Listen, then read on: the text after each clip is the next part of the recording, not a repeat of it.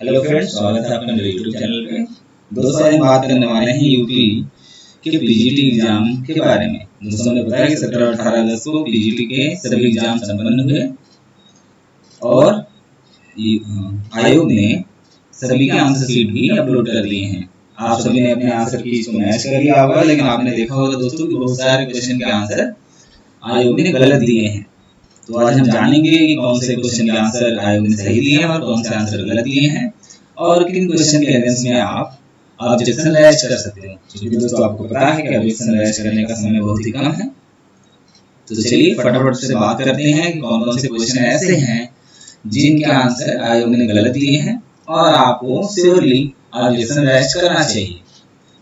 So friends, हम one by one ही चलेंगे, सारे क्वेश्चन के आंसर को जानेंगे ताकि हम कंपेयर कर सकें कि सही आंसर क्या है और आयोग ने आंसर क्या दिया है। तो शुरू करते हैं। सबसे पहले पहला क्वेश्चन है कि which of the following is not the assumption of consumer equilibrium in demand theory। यानी डिमांड थियरी में कौन सा एक इनमें से कंज्यूमर इक्विलिब्रियम का assumption नहीं है।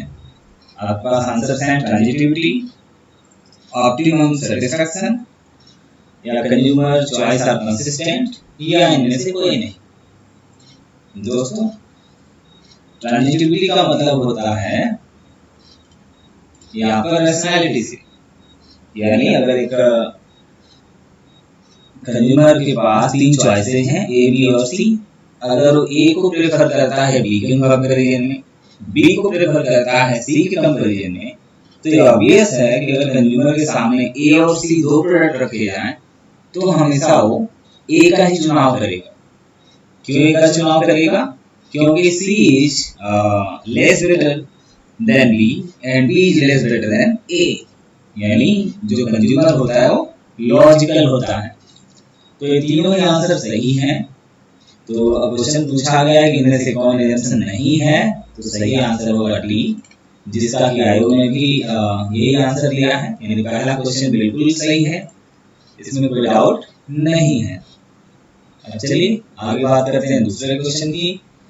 कह रहा है कि shares are forfeited then share capital account is debited by. यानी जब अंश हरण किए जाते हैं तो अंश पूंजी खाता किससे डेबिट होगा? इसका भी आंसर आयोग ने सही दिया है। Record of value of shares, record of amount of share will be the correct answer. आयोग ने भी सही आंसर यही दिया है। Third question, premium paid on joint life policy of the partners. यानी जॉइंट लाइफ पॉलिसी पर जो प्रीमियम पे होता है उसे कहाँ दिखाते हैं? अब इसका सही आंसर होगा debited to profit and loss account. यानी जब हम प्रीमियम मेथड को फॉलो करते हैं तो हमेशा जो प्रीमियम होता है उसे प्रॉफिट एंड लॉस अकाउंट के डेबिट साइड में दिखाते हैं। आयोग ने भी यही आंसर दिया है, D will be the correct answer.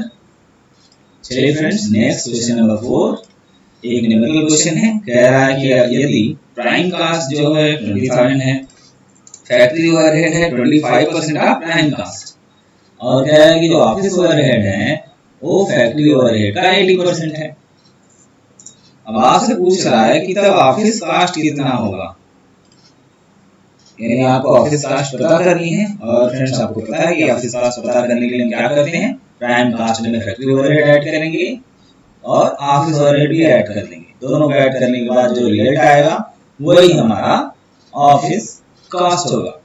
तो चलिए फटाफट से कैलकुलेशन कर लेते हैं। प्राइम कास्ट 20,000 है, इसका 25% होगा फैक्ट्री ओवरहेड, यानी 20,000 का 25% विल बी 5,000। अगेन अब कह रहा है कि ऑफिस ओवरहेड जो है फैक्ट्री ओवरहेड का 80% है, तो ऑफिस ओवरहेड कितना होगा 5,000 का 80%, यानी 4,000। अब इन तीनों अमाउंट का सम कर दीजिए, यानी 20,000 prime cost and 5,000 will be factory cost, factory overhead, and 4,000 will be office overhead. तीनों का सम करने पे we will get the correct answer of 29,000। आयोग ने भी यही आंसर दिया है, ये तो बिल्कुल सही है। अब आगे बढ़िए, क्वेश्चन नंबर 5 पूछा जा रहा है हमसे कि मार्जिन ऑफ सेफ्टी का मतलब क्या होता है। So margin of safety means difference between actual sales and break even sales.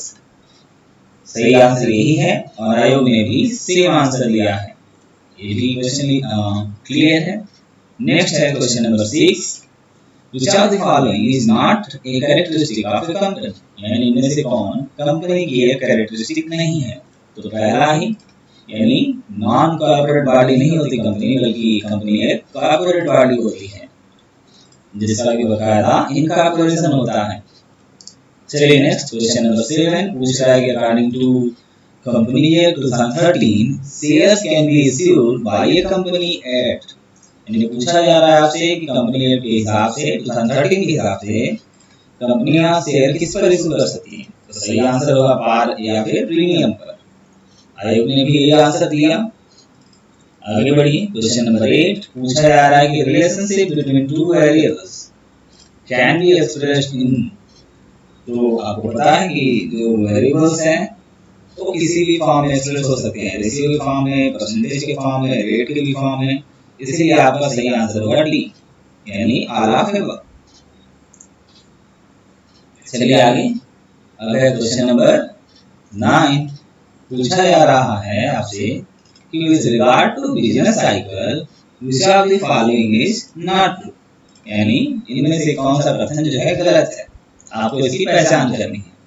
पहला स्टेटमेंट है कि expansion, recession, depression and recovery are the 4 phases of business cycle. बिल्कुल सही बात है, ये चारों ही बिजनेस साइकिल के अलग अलग फेजेस हैं। नेक्स्ट है कि business cycle is a part of capitalistic economy, capitalist system, ये भी स्टेटमेंट सही है।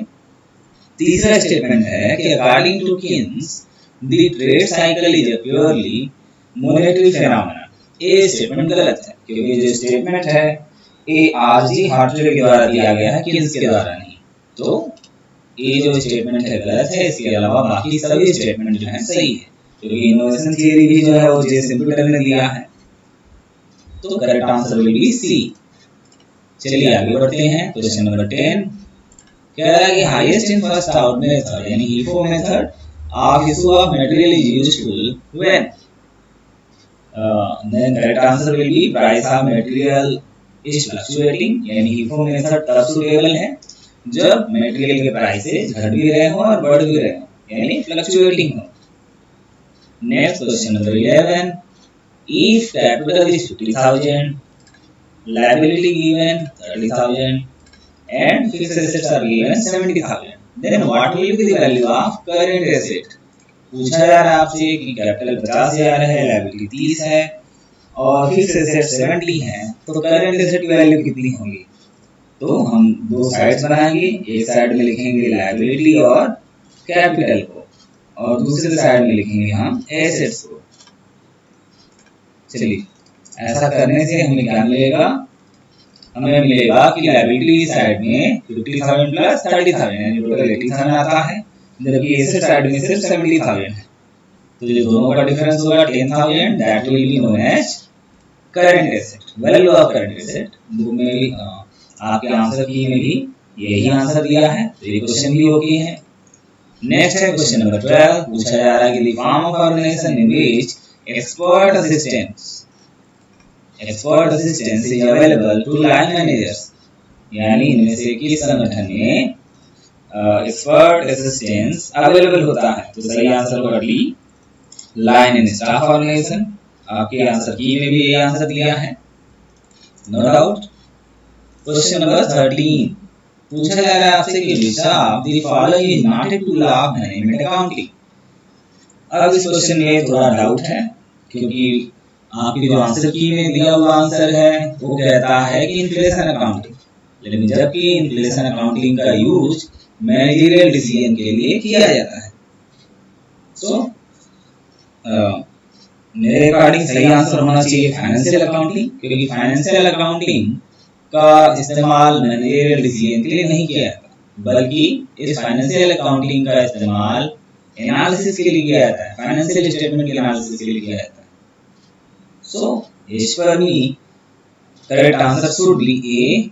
अगर आपके पास वैलिड प्रूफ मिल जाए तो आप इसके अगेंस्ट में ऑब्जेक्शन रेज कर सकते हैं।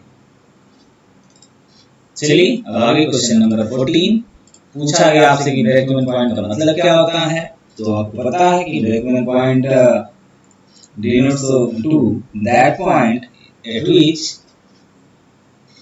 sales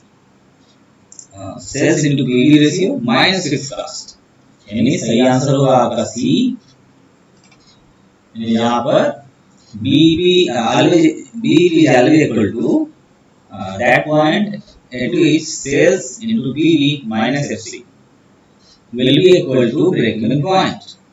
तो करेक्ट आंसर इसका भी होगा सी। आंसर की में भी ये आंसर लिया है।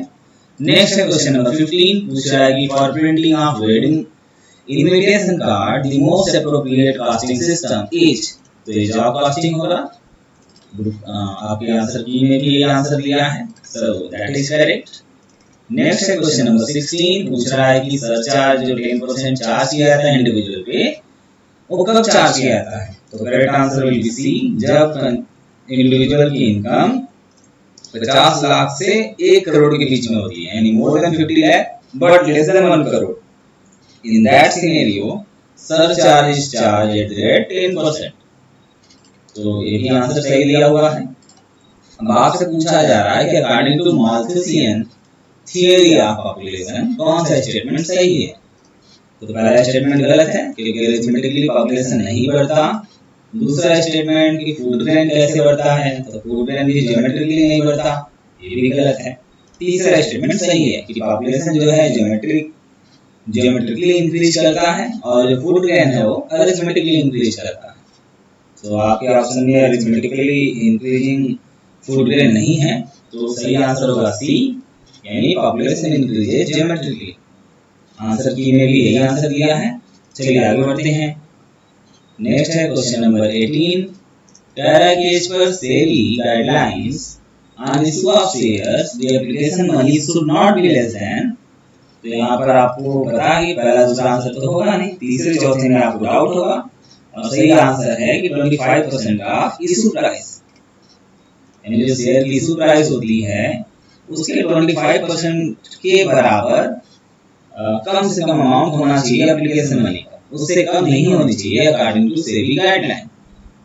चलिए नेक्स्ट है क्वेश्चन नंबर 19, पूछ रहा है कि which of the following is not an attribute under statistical analysis. पहले हम जानते हैं कि स्टैटिस्टिकल एनालिसिस में एट्रीब्यूट किसे कहते हैं, तो एट्रीब्यूट क्वालिटेटिव डेटा को कहते हैं।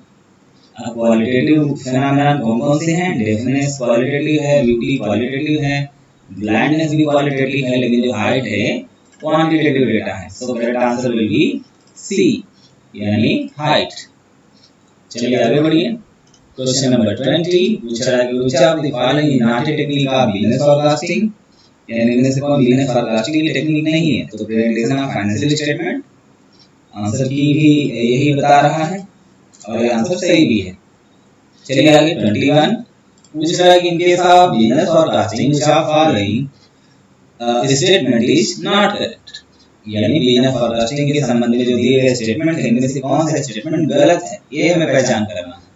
तो पहला स्टेटमेंट गलत है, कह रहा है कि short range forecast are less accurate than long range forecast.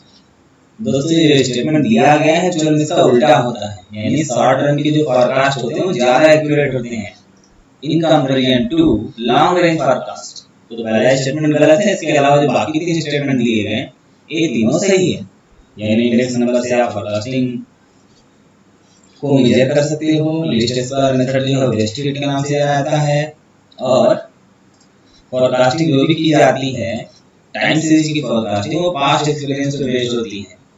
तो ये सारे स्टेटमेंट सही है, पहला स्टेटमेंट गलत है। चलिए नेक्स्ट क्वेश्चन नंबर 22, अब आपसे पूछा जा रहा है कि in Taylor's functional organisation gang boss क्या करता है, तो गैंग बॉस का काम होता है जो भी टूल और मशीन है उसका सेटअप देना। दोस्तों इसको रिपेयर करना उसका काम नहीं होता, लेकिन सेटअप प्रोवाइड करना एक गैंग बॉस का काम होता है। So correct answer will be C, और आपके आंसर की ने भी यही आंसर दिया। चलिए नेक्स्ट क्वेश्चन नंबर 23, पूछ रहा है कि अकॉर्डिंग टू, पहले तो हमें सही स्टेटमेंट की पहचान करनी है, और पहला स्टेटमेंट है कि according to the theory of demographic transition in the first stage birth rate is low and death rate is high. दूसरा स्टेटमेंट है the difference between them is high. दो स्टेटमेंट लिए गए, अब हमें पहचान करना कि दोनों स्टेटमेंट सही है या फिर गलत है। तो सबसे पहले जानना होगा हमें कि डेमोग्राफिक ट्रांजिशन की जो थियरी है वो क्या है। तो दोस्तों डेमोग्राफिक ट्रांजिशन की जो थियरी है वो ये बताती है कि जो डेथ रेट है और बर्थ रेट है उसके बीच का अलग अलग फेजेज में क्या रिलेशन होता है।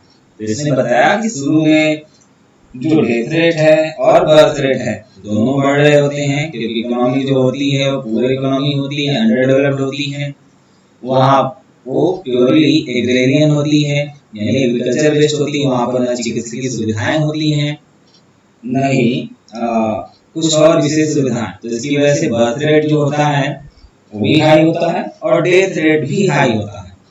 सेकेंड फेज में बर्थ रेट तो हाई होता है, लेकिन जैसे जैसे विकास होता जाता है तो डेथ रेट की संख्या घटने लगती है।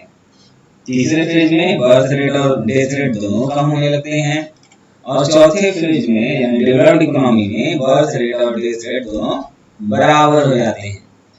अब आपसे पूछा गया था कि फर्स्ट जो स्टेज है उसमें birth rate is low and death rate is high. ये स्टेटमेंट गलत है क्योंकि दोनों ही हाई होते हैं, बर्थ रेट और डेथ रेट। सेकेंड स्टेटमेंट था कि the difference between them is high. अब देखिए फर्स्ट स्टेज में दोनों के बीच का जो डिफरेंस होगा वो हाई नहीं होगा क्योंकि दोनों ही हाई हैं, बर्थ रेट और डेथ रेट दोनों हाई। जहां पर बर्थ रेट और डेथ रेट अपोजिट डायरेक्शन में चल रहे हों उस स्टेज पे दोनों के बीच का डिफरेंस सबसे हाई होगा। तो फिलहाल के लिए दोनों स्टेटमेंट गलत हैं क्योंकि हम देख रहे हैं जो सेकंड ऑप्शन था हमारा इसमें बर्थ रेट और डेथ रेट अलग डायरेक्शन में चल रहे हैं। तो इस सेकंड स्टेज में बर्थ रेट और डेथ रेट के बीच का डिफरेंस जो है वो हाई होगा और पहले स्टेज में बर्थ रेट और डेथ रेट दोनों ही हाई रेट से ग्रो कर रहे हैं। तो ये स्टेटमेंट जो है दोनों ही गलत हैं। सो correct answer will be D, neither A is correct nor be is correct.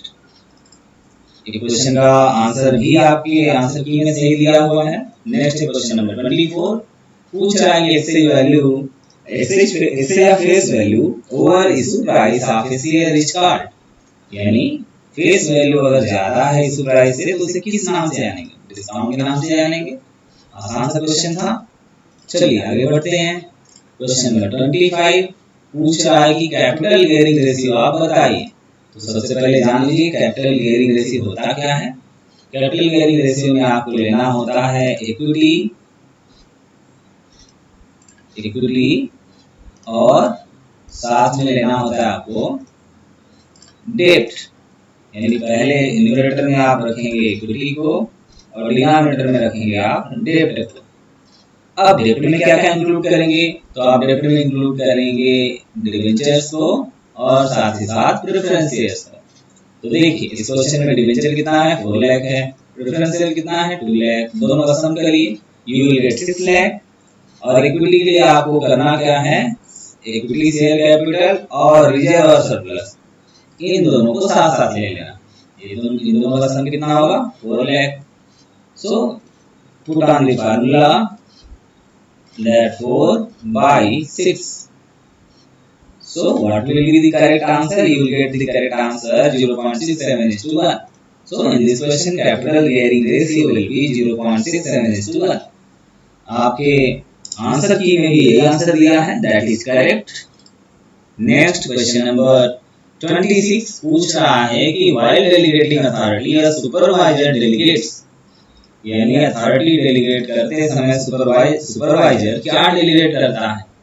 तो करेक्ट आंसर जो होना चाहिए था वो होना चाहिए ओनली अथॉरिटी, क्योंकि सुपरवाइजर जो है सिर्फ अथॉरिटी ही डेलीगेट करता है, रिस्पॉन्सिबिलिटी सबऑर्डिनेट के द्वारा अज्यूम की जाती है। अब आपके आंसर की में आंसर दिया हुआ है बी, दैट इज इनकरेक्ट। आप पूनम गांधी की बुक उठाइए क्लास 11-12 की 12 की होगी, क्लास 12 की बुक में आपको इसका करेक्ट आंसर मिल जाएगा एंड अकॉर्डिंग टू दैट आप ऑब्जेक्शन रेज कर सकते हैं। यानी आपके पास डॉक्यूमेंट्री सपोर्ट होगा इस क्वेश्चन के आंसर के अगेंस्ट ऑब्जेक्शन फाइल करने के लिए। सो 26 का आंसर गलत दिया हुआ है, correct answer should B A while the correct answer given in your answer key is B, that is incorrect. चलिए आगे बढ़ते हैं।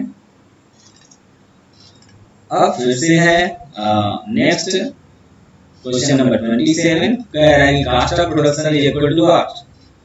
तो correct answer will be prime cost plus, not prime cost but factory cost plus administrative overhead. So its correct answer should be B, और आपके answer की में भी ये आंसर दिया हुआ है। नेक्स्ट है कि after recession it comes prosperity, depression, recovery या फिर स्टैग्नेशन। तो हमें पता है कि बिजनेस साइकिल में सबसे पहले क्या आती है?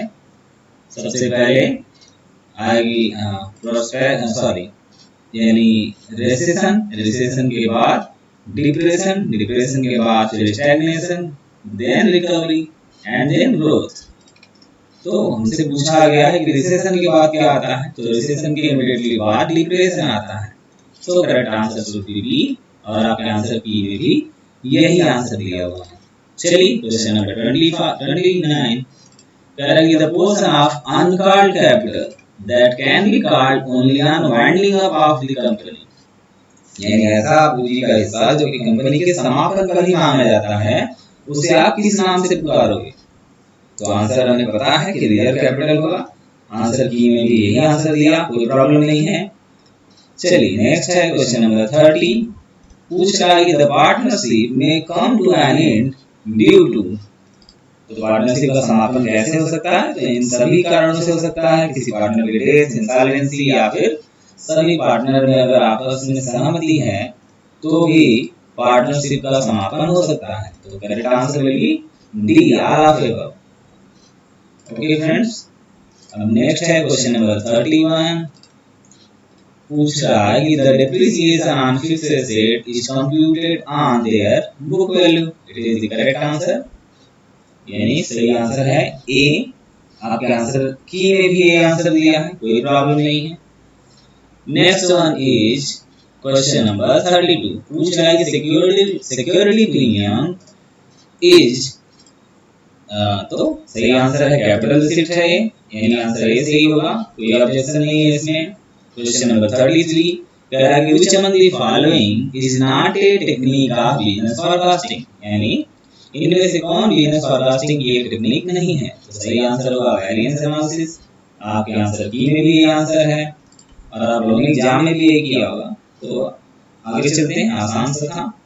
नेक्स्ट है कि ब्रेक इवन पॉइंट क्या होता है? तो पहला ही स्टेटमेंट इसमें भी सही है कि when total revenue is equal to total cost, जहां पर टोटल रेवेन्यू यानी टीआरटीसी बराबर हो, वही पॉइंट ब्रेक इवन का पॉइंट होता है। चलिए नेक्स्ट है कि the maximum number of members in a private limited company can be. तो अधिक से अधिक जो मेंबर हो सकते हैं वो कितने हो सकते हैं? 200। Correct answer is C. आपके आंसर की में भी आंसर दिया है, कोई प्रॉब्लम नहीं है। आगे चलिए क्वेश्चन नंबर 36, कह रहा है कि सेकंड क्वार्टाइल किसे कहते हैं? तो आपको पता है कि second quartile is equal to median, so B will be correct answer. Next है question number 37, the determination of cost from actual expense incurred is termed as, इसे किस नाम से जानते हैं? तो इसे हम हिस्टोरिकल कॉस्टिंग के नाम से जानते हैं। आपके आंसर की में भी आंसर है। नेक्स्ट है क्वेश्चन नंबर 38, पूछ रहा है कि in case of 3 attributes the total number of classes will be, यानी अगर 3 एट्रीब्यूट हैं तो क्लास कितने बनेंगे? तो दोस्तों इसके लिए मैं आपको एक ट्रिक बता देता हूँ। जितने भी एट्रीब्यूट दिए हों उसके लिए आप 3 लीजिए और 3 के पावर में एट्रीब्यूट की संख्या को रखिए, यानी n को रखिए। सपोज किसी क्वेश्चन में एक एट्रीब्यूट दिया गया है तो उसमें एट्रीब्यूट की संख्या होगी 3। किसी क्वेश्चन में अगर 2 एट्रीब्यूट दिया है तो उसमें एट्रीब्यूट क्लासेस की संख्या होगी 3 के पावर, यानी 3 के पावर 2। अब जिसमें एट्रीब्यूट 3 है तो वहां पर होगा 3 के पावर 3। तो 3 के पावर 3 कितना होगा? Correct answer will B 27। और आपके आंसर की में भी आंसर दिया है जो कि सही है, क्लेम करने की कोई जरूरत नहीं इस क्वेश्चन पर। अब आगे चलिए क्वेश्चन नंबर 39, पूछ रहा है कि इनमें से कौन सा एक स्टेटमेंट गलत है? तो सारे स्टेटमेंट सही हैं। तीसरा स्टेटमेंट जो है वो गलत है, क्योंकि जो मैनेजमेंट अकाउंटिंग होता है सिर्फ क्वांटिटेटिव डेटा पे बेस नहीं होता, उसमें क्वालिटेटिव डेटा का भी प्रयोग किया जाता है। चलिए नेक्स्ट क्वेश्चन नंबर 40 पूछ रहा है कि which among the following is not a property of indifference curve, यानी जो चार आपको दिए गए हैं इनमें से कौन इंडिफरेंस कर्व की प्रॉपर्टी नहीं है। तो पहली तो है कि ये कभी भी इंटरसेक्ट नहीं करते एक दूसरे को। दूसरा दिया गया कि हर एक पॉइंट पर इनके इक्वल सेटिस्फैक्शन डिराइव करता है कंज्यूमर। तीसरे में बताया गया कि ऐसी कर्व हमेशा कॉनकेव होते हैं ओरिजिन के, जो कि गलत है, बल्कि ऐसी कर्व कैसे होते हैं, कॉन्वेक्स होते हैं ना।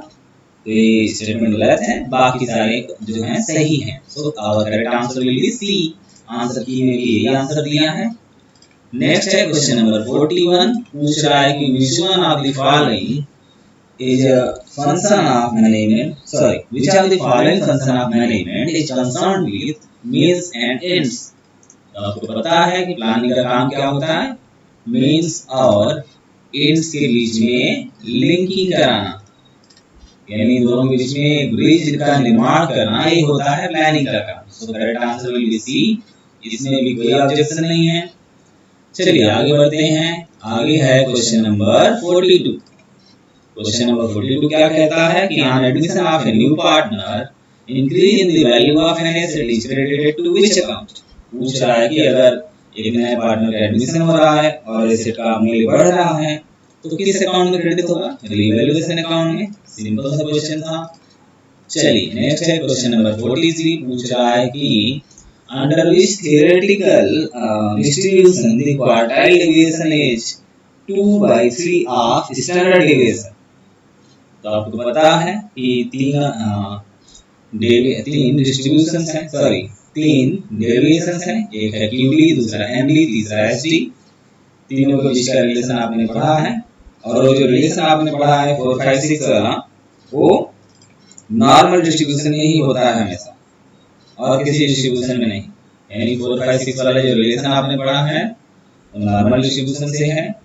तो पूछा गया अभी अभी कि क्वार्टाइल डेविएशन जो 2/3 होता है स्टैंडर्ड डेविएशन का, वो किस डिस्ट्रीब्यूशन में होता है, तो नॉर्मल डिस्ट्रीब्यूशन में। Correct answer is B. चलिए आगे बढ़िए। क्वेश्चन नंबर 44 पूछ रहा है कि नीचे जो मैनेजरियल फंक्शन दिए गए इसको सही ऑर्डर में रखिए। तो सही ऑर्डर होगा planning, then organising, then directing and last में controlling, and that will be correct answer will be D. यानी पहले प्लानिंग आएगा, then organising, then directing and last में कंट्रोलिंग।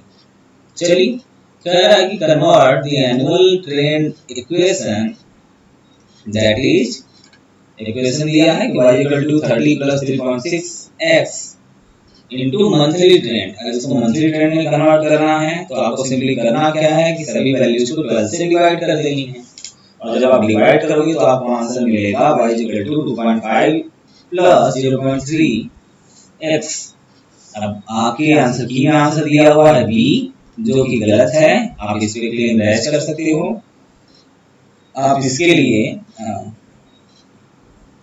अभी मेरे पास बुक की सजेशन आपके लिए नहीं है। जैसे ही बुक मैं देख लेता हूँ कि कौन से मैथमेटिक्स की बुक में, स्टैट्स की बुक में दिया हुआ है, मैं आपको जरूर सजेस्ट करूंगा। फिलहाल रेफरेंस आपको ढूंढने की कोशिश करेंगे, क्योंकि आंसर ए ही सही है, बी जो आयोग ने दिया हुआ आंसर है वो गलत है। तो जो व्यक्ति क्लेम करना चाहते हैं, जो भी कैंडिडेट क्लेम करना चाहते हैं, वो लोग रेफरेंस को ढूंढ करके ऐसे क्लेम कर सकते हैं, और आपका आंसर सही माना जाएगा आपके द्वारा। बस एक सॉलिड आपके पास एविडेंस होना चाहिए। चलिए आगे बढ़ते हैं हम लोग। जितने भी मैं ऑब्जेक्शनेबल क्वेश्चन बताता जा रहा हूँ आप उन्हें जरूर नोट करते जाएं। लास्ट में मैं इन्हें समराइज भी करूंगा, ताकि आप उन क्वेश्चन के अगेंस्ट में ऑब्जेक्शन रेज कर सके। चलिए नेक्स्ट है क्वेश्चन नंबर 46 पूछ रहा है कि the value of the total value of goods and services produced with in the country during a year start. तो इसे हम जीडीपी का नाम देते हैं, यानी एक कंट्री के अंदर प्रोड्यूस हुई समस्त गुड और सर्विसेज की टोटल वैल्यू को हम किस नाम से जानेंगे, तो इसे हम जीडीपी के नाम से जानते हैं। सही है आंसर, आपके आंसर की में भी यही दिया है। नेक्स्ट है क्वेश्चन 47, पूछ रहा है कि the absence of an agreement retiring partner share in the form will be purchased bye remaining partners in which ratio. यानी कह रहा है कि जब किसी अनुबंध की अनुपस्थिति हो तो उसमें एक अवकाश ग्रहण करने वाले साझेदार की फर्म में हिस्सेदारी को शेष साझेदार कैसे क्रय करेंगे। तो यहाँ एक जो क्वेश्चन फ्रेम किया गया है एक क्वेश्चन ही डाउटफुल, यानी इस क्वेश्चन को पढ़ के कैंडिडेट को क्लियर नहीं हो पाएगा कि क्या फर्म के सभी पार्टनर के बीच में एग्रीमेंट ही नहीं है, या फिर एग्रीमेंट तो है लेकिन रिटायरमेंट के टाइम प्रॉफिट शेयरिंग से संबंधित एग्रीमेंट नहीं है। तो ये क्वेश्चन वेग है। अगर हम ये मानकर चले कि सिर्फ रिटायरमेंट से संबंधित प्रोविजंस उनके पार्टनरशिप डीड में मेंशन नहीं है तो उसके हिसाब से आंसर होना चाहिए बी, जो कि आयोग ने भी माना है। और अगर हम ये मान के चलते हैं कि ये जो एग्रीमेंट है ये शुरू से ही नहीं है सभी पार्टनर के बीच में, तो उसके अकॉर्डिंग सही आंसर होना चाहिए सी। आयोग ने इसका आंसर बी दे दिया है। आप अगर इसके अगेंस्ट में क्लेम दर्ज करना चाहते हो तो आप वे क्वेश्चन का आधार लेकर के इस पे क्लेम कर सकते हैं। मैंने आपको लॉजिक बताया दोनों ही कि आपको क्लेम कैसे करना है और इसके पीछे का क्या लॉजिक देना है। तो लॉजिक दे करके आप इस क्वेश्चन को क्लेम कर सकते हैं। यानी अस्पष्ट क्वेश्चन है ये, जिसके दो आंसर निकल के आ रहे हैं, तो आप इस आधार पे ऑब्जेक्शन अपना रजिस्टर करिए। नेक्स्ट क्वेश्चन 48 पूछ रहा है कि heavy initial expenditure on advertising to introduce a new product is classified as. कह रहा है कि आपने नए प्रोडक्ट के इंट्रोडक्शन पे हैवी एक्सपेंडिचर कॉस्ट बियर किया है, इसको आप कैसे क्लासिफाई करोगे? डेफर्ड रेवेन्यू एक्सपेंडिचर के रूप में। और आयोग ने भी इसी आंसर को सही माना है, यानी answer D will be correct. Next है क्वेश्चन नंबर 49 पूछ रहा है कि flow of information amongst people of different department at different level is known as। तो अगर कम्युनिकेशन का फ्लो अलग अलग डिपार्टमेंट पे करना हो, जैसे यहाँ पे दिखाया गया है कि यहाँ पर अलग अलग डिपार्टमेंट्स हैं, उनमें अगर कम्युनिकेशन करना है तो कौन से जो फ्लो है, जो स्ट्रक्चर है उसको फॉलो करना पड़ेगा, हॉरिजॉन्टल, अपवर्ड, इनफॉर्मल या फिर डायगोनल। तो इनफॉर्मल यहाँ कोई रिलेशन ही नहीं है, इसे हटा दीजिए। बचते हैं 3। अब अपवर्ड भी नहीं होगा क्योंकि फ्लो ऑफ जो इंफॉर्मेशन है वो अलग अलग डिपार्टमेंट अलग अलग लेवल पे जानी है। तो अब आपके पास दो ऑप्शन बचते हैं, या तो हॉरिजॉन्टल हो या डायगोनल हो। अब आपके बहुत से बुक में आंसर दिया हुआ है हॉरिजॉन्टल कम्युनिकेशन, और आयोग ने माना हुआ है इसे डायगोनल कम्युनिकेशन। तो आपके पास अगर स्ट्रांग रेफरेंस हो तो आप इससे इसके अगेंस्ट में ऑब्जेक्शन दर्ज कर सकते हो, क्योंकि अधिकतर स्टूडेंट ने इसका सही आंसर हॉरिजॉन्टल कम्युनिकेशन टिक किया हुआ है, क्योंकि उनके बुक में बहुत सारी बुक्स में दिया हुआ है और आयोग ने डायगोनल कम्युनिकेशन माना है। तो आपके पास अगर स्ट्रांग रेफरेंस हो तो आप इसके अगेंस्ट में भी ऑब्जेक्शन दर्ज कर सकते हो। चलिए आगे बढ़ते हैं। क्वेश्चन नंबर 50 कह रहा है कि the term previous year means what. तो आंसर डी सही होगा कि financial year just before assessment year is called previous year. Next question है 51 कह रहा है कि अरिथमेटिक मीन फ्रीक्वेंसी डिस्ट्रीब्यूशन का 5 है और हर एक फ्रीक्वेंसी को मल्टीप्लाई किया जाता है 5 से। तो अरिथमेटिक मीन अब कितना हो जाएगा? सिंपल है, अगर मान ले कि 5 ऐसे वैल्यूज हैं जिनका सबका नंबर 5 ही है, यानी आपने 5 नंबर लिए, पांचों बराबर है, सब में आपने अब चूंकि आपने 5 सेम नंबर लिए हैं तो सबका एवरेज जो आएगा 5 ही आएगा, 5 आ गया। अब आपने सब नंबर को 5 से मल्टीप्लाई कर दिया, तो जब आप 5 से मल्टीप्लाई करोगे तो what will get? You will gate 125 because you have taken 5 variables. और अगर आप इसे 5 से डिवाइड करें तो आपको आंसर मिलेगा 25। यानी कोई भी अगर आप ऐसे नंबर लिए हुए हो जिसका जो एवरेज है या जिसका मीन है 5 आ रहा है, और आप हर एक फ्रीक्वेंसी को 5 से मल्टीप्लाई कर दोगे तो उसके बाद जो एवरेज आएगा उसमें भी 5 गुना की बढ़ोतरी हो जाएगी, क्योंकि जितना आप मल्टीप्लायर लेते हो उसी मल्टीप्लायर के बराबर आपके अरिथमेटिक मीन में भी इंक्रीज होता है। मल्टीप्लाई 4 लिया होता आपने तो आपका जो नया अरिथमेटिक मीन होता 20 होता, 3 लिया होता आपने तो नया अरिथमेटिक मीन 15 होता रेस्पेक्टिवली। तो इस क्वेश्चन का सही आंसर होगा बी, जबकि आयोग ने इसका सही आंसर दिया हुआ है ए।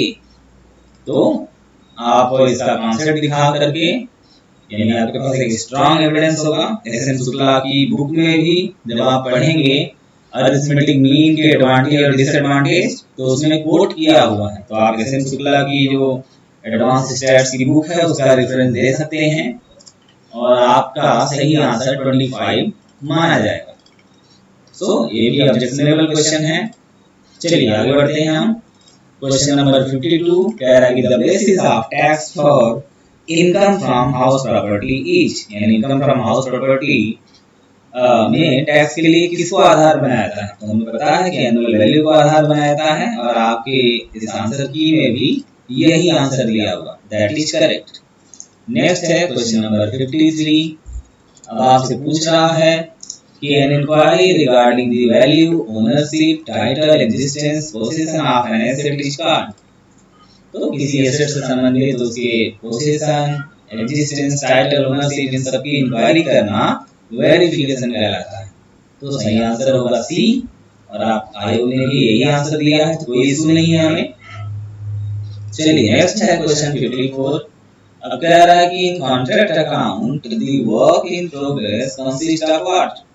तो आपको पता है कि कॉन्ट्रैक्ट अकाउंट में कॉस्ट ऑफ वर्क सर्टिफाइड और वर्क अनसर्टिफाइड, यही दो आधार होते हैं वर्क इन प्रोग्रेस को कैलकुलेट करने के। So correct answer will be C. चलिए नेक्स्ट क्वेश्चन नंबर 55 पूछ रहा है कि सेक्युलर ट्रेंड, सेक्युलर ट्रेंड का मतलब है long term trend, can not be measured by. तो लॉन्ग टर्म ट्रेंड मेजर करने के सभी मेथड्स हैं, moving average, semi moving, free hand, लेकिन वेटेड एवरेज मेथड नाम का कोई मेथड नहीं है, बल्कि वेटेड मूविंग एवरेज मेथड होता है। तो वेटेड एवरेज नाम का कोई भी मेथड नहीं है, that's why C answer is incorrect, means it will be your correct answer. चलिए आगे बढ़िए। क्वेश्चन नंबर 56 पूछ दिया है कि जेट थियरी का प्रोपाउंडर कौन है। आपने पढ़ा हुआ है विलियम सी आउची, लेकिन इसमें विलियम सी आउची है नहीं, तो दूसरे जो साइकोलॉजिस्ट है वो है एल.एफ. उर्विक। तो आपका करेक्ट आंसर होगा एल.एफ. उर्विक, क्योंकि दोनों लोगों ने दिया हुआ है Z theory, William C Ouchi and L F. Urwick. चलिए आगे बढ़िए। क्वेश्चन नंबर 57 पूछ रहा है कि ऐसा कोई arrangement, an arrangement of staff duties whereby one person is allowed to record every aspect of transaction, whereby no person is allowed to record every aspect of transaction। इसे हम क्या कहेंगे? तो इसे हम नाम देते हैं इंटरनल चेक का। आयोग ने भी यही आंसर दिया है, तो कोई प्रॉब्लम नहीं है। चलिए आगे बढ़ते हैं हम। आगे है क्वेश्चन नंबर 58।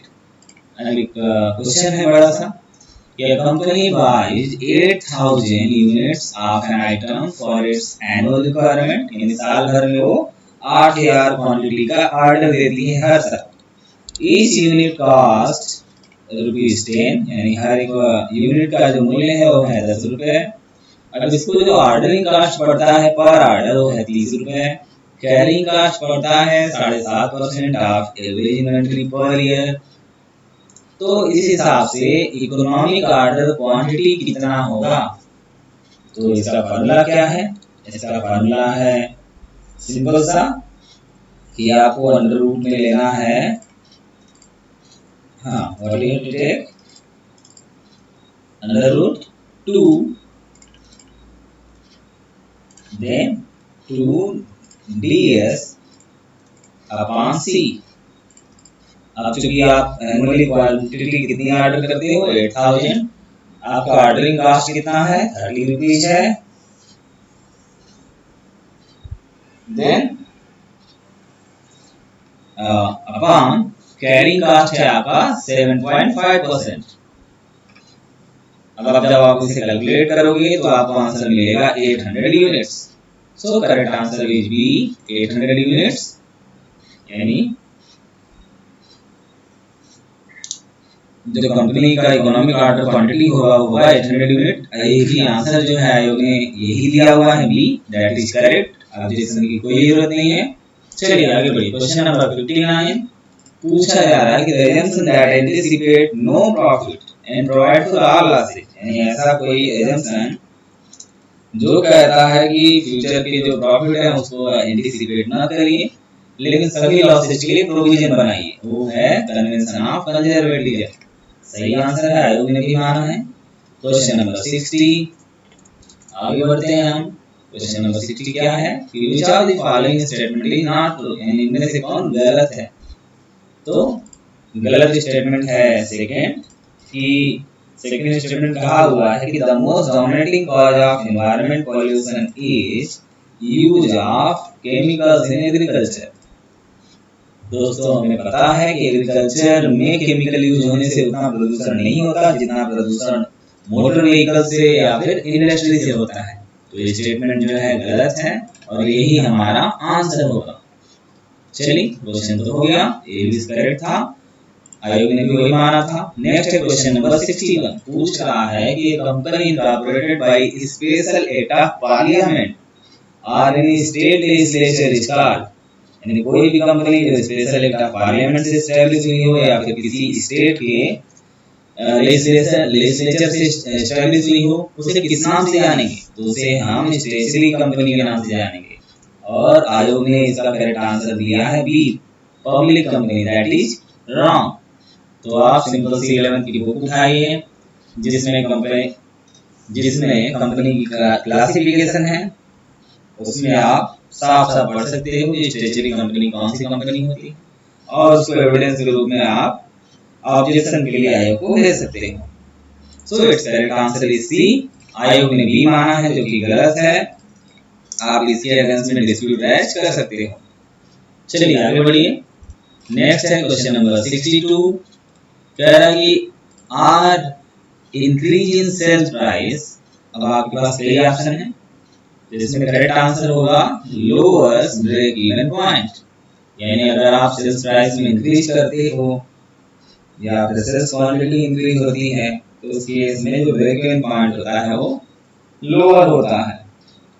तो इस क्वेश्चन का करेक्ट आंसर होगा बी, आयोग ने भी यही माना है, कोई डिस्प्यूट नहीं है। आगे चलिए। नेक्स्ट है क्वेश्चन नंबर 63 कह रहा है कि income from business commenced on 1 March 2018 will be assessed in the assessment year। कह रहा है कि आपने बिजनेस चालू किया है 1 मार्च 2018 को, तो आपका ये वाला जो ईयर है वो कब एंड होगा, वो एंड हो जाएगा 31 मार्च 2018 को। और जब ये ईयर 2018 में ही एंड आ रहा है तो आपका जो असेसमेंट ईयर होगा वो इस साल के खत्म होने के तुरंत बाद वाला साल होगा, यानी 2018-19 होगा, क्योंकि अभी तक आप जिस ईयर में थे 31 मार्च 2018 तक वो ईयर था 17-18 का, ये था प्रीवियस ईयर। तो आपका असेसमेंट ईयर क्या होगा, इसके तुरंत बाद वाला ईयर यानी 18-19। So your correct answer will be B, 18-19, कोई डिस्प्यूट नहीं है इसमें।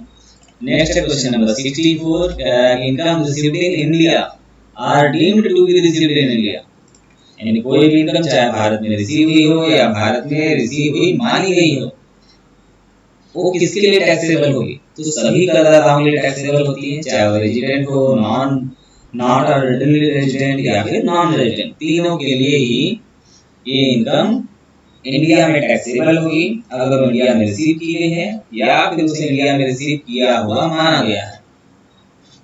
चलिए नेक्स्ट क्वेश्चन नंबर 65 पूछ रहा है कि number of subordinate that report directly to a single supervisor is called, span of control होता है, हमें पता है, आयोग ने भी यही आंसर दिया है, कोई डिस्प्यूट नहीं है इसमें। चलिए नेक्स्ट है क्वेश्चन नंबर 66 पूछ रहा है कि द डेब्ट equity ratio is a test of what, यानी डेब्ट इक्विटी रेशियो किसका टेस्ट करता है, हमें पता है कि ये सॉल्वेंसी का टेस्ट करता है। So it is the correct answer B, कोई डिस्प्यूट नहीं है, आयोग ने भी यही मान लिया है। चलिए आगे बढ़ते हैं। क्वेश्चन नंबर 67 कह रहा है कि security premium can be used by a company for, तो सिक्योरिटी प्रीमियम का जो यूज हो सकता है वो बोनस शेयर को इशू करने के लिए हो सकता है। अब क्वेश्चन में redemption of premium, redemption of preference share दिया हुआ था, अगर यहाँ पर रिडम्पशन ऑफ प्रेफरेंस शेयर की बजाय प्रीमियम और रिडम्पशन ऑफ प्रेफरेंस शेयर होता तो ये आंसर ए भी सही हो सकता था, लेकिन सिर्फ रिडम्पशन ऑफ प्रेफरेंस शेयर लिखा हुआ है तो ये आंसर हमारा सही नहीं होगा। Correct answer will be A, for receiving fully paid up bonus share to its members. यानी कोई भी कंपनी अपने मेंबर्स को बोनस शेयर इशू करने के लिए सिक्योरिटी प्रीमियम का इस्तेमाल कर सकती है। आयोग ने भी यही आंसर माना है, कोई डिस्प्यूट नहीं है। चलिए आगे बढ़ते हैं। Next question number 68। एक बड़ा सा क्वेश्चन पूछ रहा है कि on 31 March 2019 total debtors are 25,000, bad debt है 1,000 रुपए, rate of discount on debtor है 2%, rate of provision for doubtful debt, bad debt is 5%, then the amount of discount on debtor will be।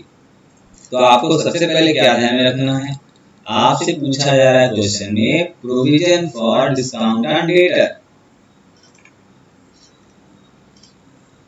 ठीक है, question आपसे पूछा क्या गया, provision for discount on debtor. अब आप कैसे पता करोगे, तो सबसे पहले आप टोटल डेटर में से बैड डेट को माइनस करोगे। 25,000 का टोटल डेटर है, 1,000 रुपए बैड डेट माइनस कर लो आप, बचा हुआ डेटर हो गया आपका 24,000। अब इस 24,000 में से आप कैलकुलेट करो 5% प्रोविजन फॉर बैड डेट। तो 24,000 का 5% कितना आएगा, आप कैलकुलेट करोगे तो आएगा 1,200। अब इस 1,200 को भी आप माइनस कर रहे हो 24,000 में से, देन यू विल गेट 22,800।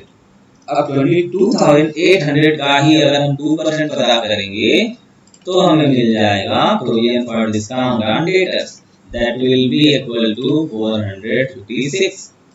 तो 68 का जो सही आंसर होगा वो क्या होगा, ए। आयोग ने भी यही आंसर माना है, तो कोई डिस्प्यूट नहीं है। चलिए आगे बढ़ते हैं। आगे है क्वेश्चन नंबर 69 कि index number are expressed in. तो इंडेक्स नंबर परसेंटेज के फॉर्म में एक्सप्रेस होते हैं, सही आंसर है बी। आयोग ने भी यही माना है, कोई इशू नहीं है। चलिए क्वेश्चन नंबर 70 कह रहा है कि an accounting system that does not take into consideration outstanding expenses and accrued income for computation of profit. यानी एक ऐसा सिस्टम जो कि आउटस्टैंडिंग एक्सपेंसेस और एक्रूड इनकम को प्रॉफिट कैलकुलेट करने के लिए शामिल नहीं करता, उसे हम क्या मान लेंगे, कैश सिस्टम ऑफ अकाउंटिंग। क्योंकि डबल एंट्री सिस्टम या एक्रूअल बेस्ड अकाउंटिंग तो शामिल करता है, लेकिन जो कैश सिस्टम होता है अकाउंटिंग का, वो उधार लेन देनों का लेखा नहीं करता, और अपने प्रॉफिट के कैलकुलेशन के लिए भी वो जितने भी एक्रूड इनकम या आउटस्टैंडिंग एक्सपेंसेस हैं उनको एक्सक्लूड करता है, छोड़ देता है। तो correct answer will be D, यानी कैश सिस्टम। चलिए क्वेश्चन 61 पूछ रहा है आपसे कि from the following detail calculate the taxable income of mister A assuming that he is a not ordinary resident. आपको पता है कि अगर कोई व्यक्ति इंडिया में नॉट ऑर्डिनरी रेजिडेंट है तो उसका टैक्स कैलकुलेशन कैसे होगा। तो इसके टैक्स का कैलकुलेशन करने के लिए हम पता करेंगे कितना इनकम इसने इंडिया में रिसीव किया या फिर इंडिया में रिसीव किया हुआ डीम्ड होगा। तो पहला वाला तो 1,000 रुपए इंडिया में रिसीव हुआ है, लिखा हुआ है रिसीव्ड इन इंडिया, इसलिए लेंगे। उसके बाद 6,000 रुपए अनटैक्स्ड इनकम है लेकिन फॉरेन का है, जिसे इंडिया लाया गया, तो इससे कहीं भी पता नहीं चलता कि इनकम इंडिया में रिसीव हुई, तो ये वाला छोड़ देंगे हम। तीसरा है कि 2,000 रुपए इंडिया में कमाया गया लेकिन इंग्लैंड में रिसीव हुआ। तो अगर कोई भी इनकम इंडिया में कमा लिया गया है तो इंडिया में ही टैक्सेबल होगा, भले ही उसकी रिसीविंग किसी और कंट्री में ही हो। तो इस 2,000 रुपए के अमाउंट को भी हम ले लेंगे। तीसरा है कि 10,000 रुपए earn received in Africa but brought to India. अब अफ्रीका में ही अर्न किया, अफ्रीका में ही रिसीव किया, इंडिया में सिर्फ लाया है, तो ये भी टैक्स के पर्पज से इनकम में शामिल नहीं होगा। तो कौन से दो शामिल हुए, एक 1,000 का अमाउंट, दूसरा 2,000 का amount. Correct answer will be D, यानी 3,000 रुपए ही इंडिया में टैक्सेबल होगा। चलिए आगे बढ़ते हैं। आगे है क्वेश्चन क्वेश्चन 72 मैंने थोड़ा आगे कर दिया।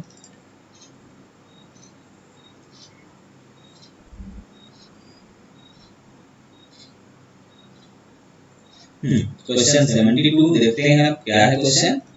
कह रहा है कि close system of accounting is also known as, तो सही आंसर होगा मर्केंटाइल सिस्टम। बुक में भी यही आंसर दिया, आपके आंसर बुक में आंसर की का आंसर है, दैट इज करेक्ट, डिस्प्यूट की कोई जरूरत नहीं है। चलिए क्वेश्चन 73 कह रहा है the process of selecting a course of action, यानी selecting a course of action out of various alternatives to solve a problem is known as decision making. इसमें भी कोई डाउट नहीं है, आयोग ने भी यही आंसर माना है।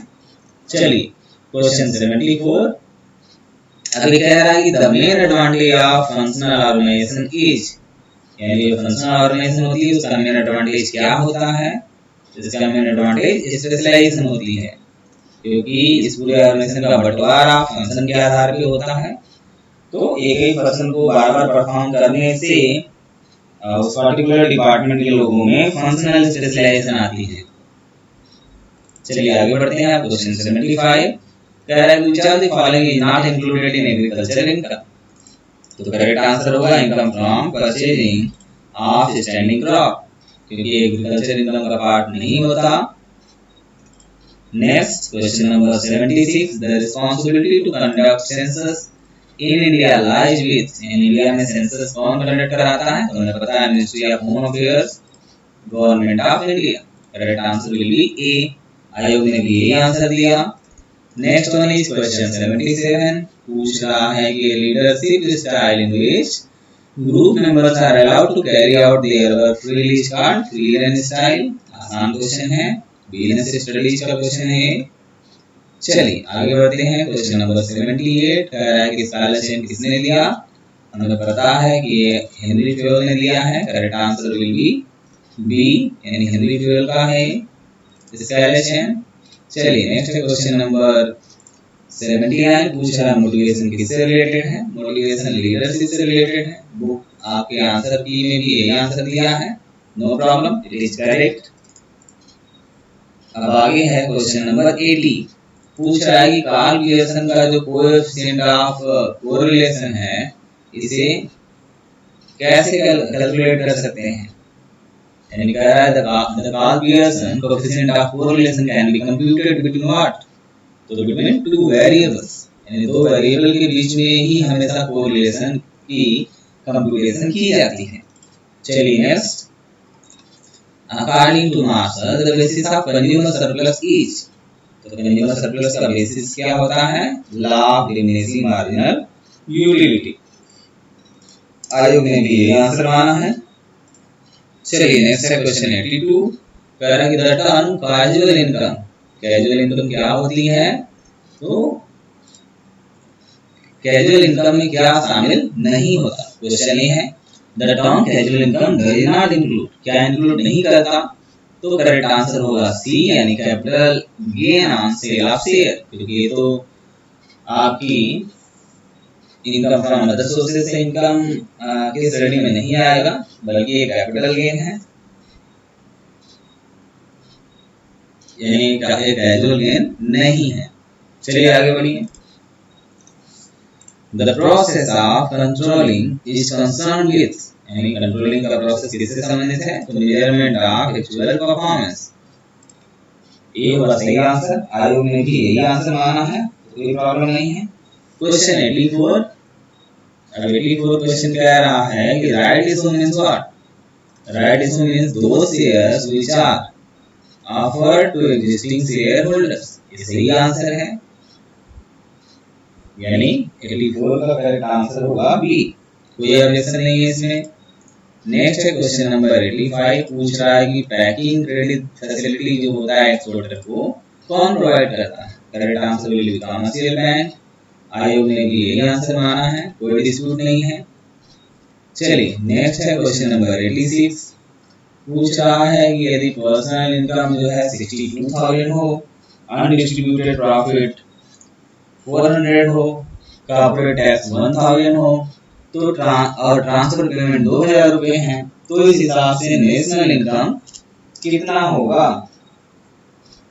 अब आयोग ने जो आंसर माना हुआ है वो आंसर है 61,400। और अगर हम कंप्यूट करना चाहते हैं national income out of personal income, यानी जब हम पर्सनल इनकम की गणना करते हैं नेशनल इनकम से, तो हम इन सभी आइटम को प्लस करते हैं। अगर आपको रिवर्स जाना है तो इन सभी आइटम को माइनस करना चाहिए, क्योंकि नेशनल इनकम जो होता है ब्रॉड कॉन्सेप्ट होता है then personal income. National income includes payment to individuals in other income plus payment to government, that is taxes, and plus retained income from corporate, that is undistributed profit and depreciation, etc. And any transfer payment is there that should also be added. तो इन सबको add करने पे जो आपका answer मिलता है वो answer आता है 58,600। So according to me, correct answer should be 58,600, यानी ये जो क्वेश्चन है इसका आंसर होना चाहिए था 58,600। आप इसका प्रॉपर एक सपोर्टिंग आपको एविडेंस मिल जाए, उसके बाद आप इसमें भी डिस्प्यूट राइज कर सकते हो। चलिए अब आगे बढ़ते हैं। Question number 87, the last function of management is. तो लास्ट फंक्शन क्या होता है? कंट्रोलिंग है, हमें पता है। So correct answer will be B. Next question number 88 पूछ रहा है कि इन्वेंटरी टर्नओवर रेशियो किस तरह का रेशियो है? तो जितने भी टर्नओवर रेशियो होते हैं सभी एक्टिविटी रेशियो होते हैं, यानी correct answer will be A. Next question number 89 पूछ रहा है कि under income tax act 1961 incidence of tax depends upon. तो सही आंसर होगा रेजिडेंशियल स्टेटस, क्योंकि रेजिडेंशियल स्टेटस के हिसाब से ही हमारा इंसिडेंस ऑफ टैक्स तय होता है, जो कर का भार है वो फिक्स होता है। चलिए नेक्स्ट है क्वेश्चन नंबर 90, कह रहा है कि डेटर है 40,000 के, रिसीवेबल है 20,000 के, यानी टोटल जो रिसीवेबल हो गया 60,000 रुपए। क्रेडिट सेल दिया हुआ है 2,50,000 रुपए और सेल्स रिटर्न है 10,000 रुपए। अब आप क्रेडिट सेल से सेल्स रिटर्न को माइनस करोगे तो आपको जो नेट क्रेडिट सेल मिलेगा वो होगा 2,40,000 रुपीज। अब हमें पता करना है डेटर टर्नओवर रेशियो, डेटर या फिर जिसे हम कहेंगे रिसीवेबल टर्नओवर रेशियो। तो हमें लेना है, हमें इस क्वेश्चन में लेना है net credit sale that will B 2,40,000 upon every receivable. Every receivable होगा हमारा 40,000 प्लस 20,000 यानी 60,000।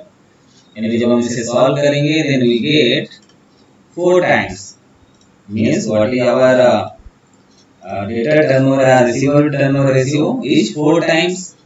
अब हमें पता करना है एवरेज कलेक्शन पीरियड। इस 4 टाइम्स को हम क्या करें, यानी ऊपर हम नंबर ऑफ मंथ्स रखें in year upon trade receivable turnover ratio यानी 4, यानी 12/4 करने पे हमें जो आंसर मिलेगा वो होगा हमारा average collection period that will be equal to 3 month, यानी करेक्ट आंसर होगा बी। कोई दिक्कत नहीं है, आयोग ने भी यही आंसर दिया है। चलिए आगे बढ़िए। क्वेश्चन नंबर 91 कह रहा है कलेक्शन फ्रॉम डेटर, यानी अगर आपने डेटर से कलेक्शन किया तो इसका क्या इफेक्ट पड़ेगा? तो आंसर सी सही है, कोई भी इफेक्ट नहीं पड़ेगा करेंट रेशियो पे। This is the correct answer. चलिए आगे बढ़िए। क्वेश्चन नंबर 92 पूछ रहा है कि डिवेंचर के रिडम्पशन के बाद जो सिंगिंग फंड में बचा हुआ पैसा होता है इसे कहां ट्रांसफर करते हैं? तो सही आंसर है जनरल रिजर्व। आगे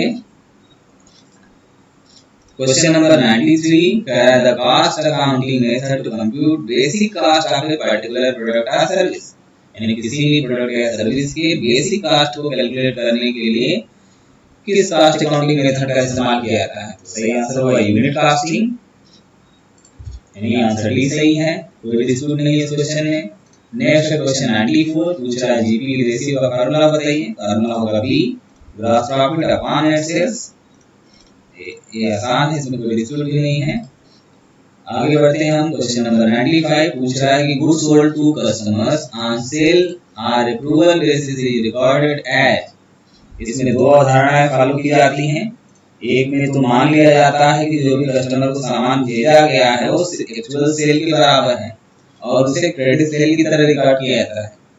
और दूसरी एजम्पशन ये है कि जो भी गुड सेल की गई है सेल ऑन अप्रूवल बेसिस पे उसे क्रेडिट सेल का पार्ट नहीं माना जाता, बल्कि जो ट्रेडर होता है वो at the end of financial year इस पूरे गुड के जो ओरिजिनल कॉस्ट है उस ओरिजिनल कॉस्ट को क्लोजिंग स्टॉक में प्लस करता है, यानी उसे क्लोजिंग स्टॉक की तरह ट्रीट करता है।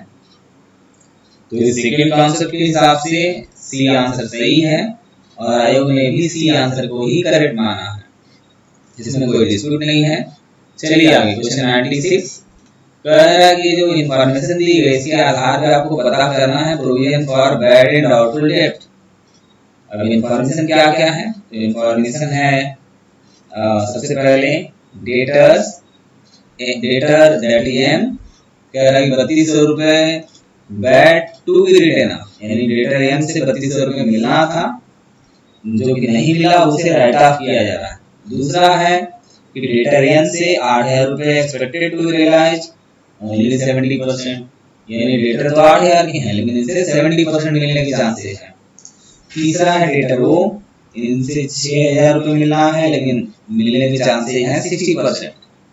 और डेटर बी है जिससे 4000 रुपए मिलना है लेकिन इसकी फाइनेंशियल कंडीशन ठीक नहीं है और कोई भी रिकवरी होने की संभावना नहीं है। अब आपसे इस क्वेश्चन में पूछा गया है कि provision for bad and doubtful डेब्ट कितना होगा, तो आप पहले कैलकुलेट करोगे किससे कितना मिलने वाला है और कितना नहीं मिलने वाला। तो एम से तो पूरा का पूरा बैड होने वाला है और एन से 2400 रुपये नहीं मिलेगा, 5600 रुपये मिल जाएगा। ओ से 3600 रुपये मिलेगा, यानी 3600 रुपये और 2400 रुपये नहीं मिलेगा। पी से 4000 रुपये पूरा नहीं मिलने की संभावना है।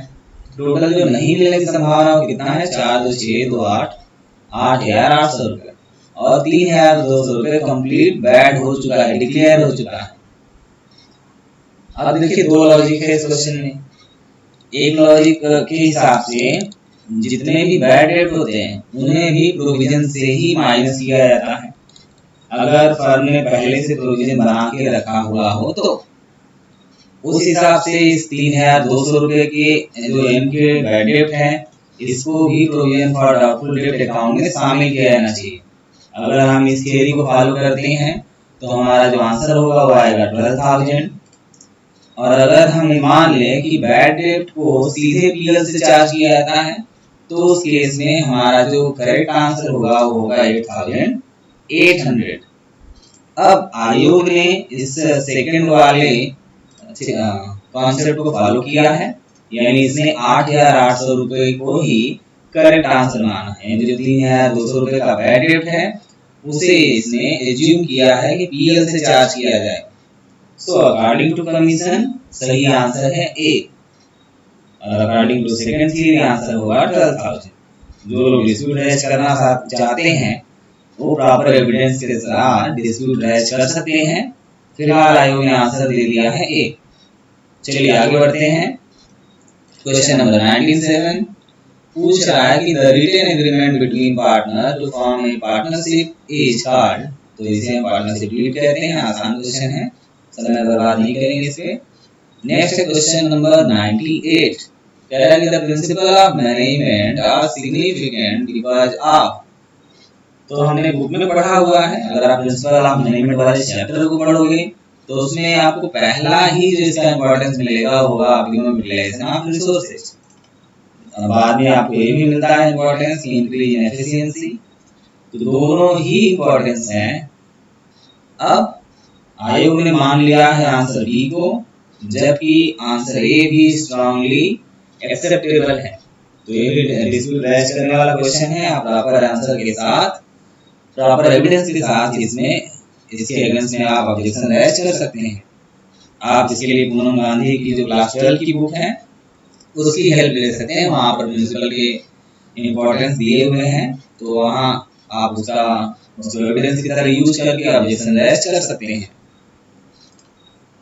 चलिए नेक्स्ट है क्वेश्चन नंबर 99 कह रहा है कि which accounting standard is used for depreciation accounting. आसान सा क्वेश्चन है और आंसर भी हमें पता है कि ये 6 जो है वो यूज होता है डेप्रिसिएशन अकाउंटिंग के लिए। चलिए आगे क्वेश्चन नंबर 100 कह रहा है कि tender for construction is an. Tender क्या है? तो टेंडर होता है एस्टिमेशन ऑफ कॉस्ट का, यानी लागत का अनुमान लगाने के लिए टेंडर तैयार किया जाता है। चलिए नेक्स्ट क्वेश्चन नंबर 101 पूछ रहा है time series analysis regular and periodic moment not exceeding 1 year is called, जैसे हम सीजनल वेरिएशन कहते हैं। आयोग ने भी इसी को आंसर माना हुआ है, दैट इज करेक्ट। आगे क्वेश्चन नंबर 102 कि on dissolution of a firm the assets of a firm are transferred to the relation account on their book value, यानी डिसोल्यूशन के टाइम जितने भी एसेट का ट्रांसफर होता है फर्म के बैलेंस शीट से रिलेशन अकाउंट में, वो हमेशा बुक वैल्यू पे होता है। So correct answer will be A, इसमें कोई डाउट नहीं है, कोई भी डिस्प्यूट नहीं है। चलिए नेक्स्ट है क्वेश्चन 103 पूछ रहा है कि the relationship between coefficient and coefficient of determination can be expressed as. तो इसका पहला आंसर सही है कि जो कोएफिशिएंट ऑफ डिटरमिनेंट होता है वो आर स्क्वायर के बराबर होता है। So correct answer will be A, इसमें कोई डिस्प्यूट नहीं है। अब चलिए आगे नेक्स्ट है 104 कि higher the ratio the more favorable is, at least this statement does not apply with respect to each ratio। कह रहा है कि higher the ratio the more favorable it is, यह जो स्टेटमेंट है किस रेशियो पे सुटेबल नहीं बैठता। तो स्टॉक टर्नओवर तो इस पे बैठता है, नेट प्रॉफिट पे बैठता है, जीपी पे बैठता है, ऑपरेटिंग रेशियो पे नहीं बैठता। क्योंकि ऑपरेटिंग रेशियो जितना ज्यादा होगा फर्म की जो प्रॉफिटेबिलिटी रेशियो है उतनी ही कम होगी। तो ये जो चौथा स्टेटमेंट है ये गलत है, यानी ये अप्लाई नहीं होता और हमारा करेक्ट आंसर भी यही है। नेक्स्ट है question 105 the process of influencing the activities of an organized group in efforts towards goal setting and goal achievement is called. तो इसे हम क्या कहते हैं? लीडरशिप कहते हैं, क्योंकि लीडरशिप का काम ही होता है लोगों को इन्फ्लुएंस करना और इन्फ्लुएंस करके ऑर्गेनाइजेशन के ऑब्जेक्टिव को अचीव करना। चलिए नेक्स्ट है question 106 a cost that remains constant per unit. यहाँ ध्यान देने वाली बात क्या है? That remains constant per unit, यानी हर यूनिट पर वो कांस्टेंट रहती है, but changes with the volume of output, लेकिन वॉल्यूम बढ़ने से बढ़ेगी और घटने से घटेगी। इसे हम वेरिएबल कॉस्ट कहते हैं, यानी आंसर सी सही होगा। चलिए आगे क्वेश्चन नंबर 107 कह रहा है कि functional relationship between two variable, दो वेरिएबल के बीच का फंक्शनल रिलेशन क्या कहलाता है? जिसे हम रिग्रेशन एनालिसिस कहते हैं, यानी 107 का सही आंसर होगा सी। आयोग ने भी इसी को माना है, कोई डिस्प्यूट नहीं है इसमें, it is the correct answer. Next है क्वेश्चन नंबर 108 कह रहा है कि the bad debts that have been written off is recovered if recovered subsequently then they are credited to. तो आंसर होगा पीएल अकाउंट, ये सही है। आगे है क्वेश्चन नंबर 109 पूछ रहा है कि इनमें से कौन पीवी रेशियो का फार्मूला नहीं है? तो सी वाला नहीं है, बाकी सारे पीवी रेशियो के फार्मूले हैं। Correct answer will be C. Next है क्वेश्चन नंबर 110 पूछ रहा है कि if total production increases with the increase in variable factor, यानी अगर जो टोटल प्रोडक्शन है किसी एक वेरिएबल फैक्टर को बढ़ाने से बढ़ता है तो इसे हम क्या कहेंगे? तो यहाँ पे आपको ऑप्शन कई दिए गए, कंफ्यूजिंग है। सही आंसर होगा D, law of supply of production, या जिसको हम नाम देते हैं law of variable production.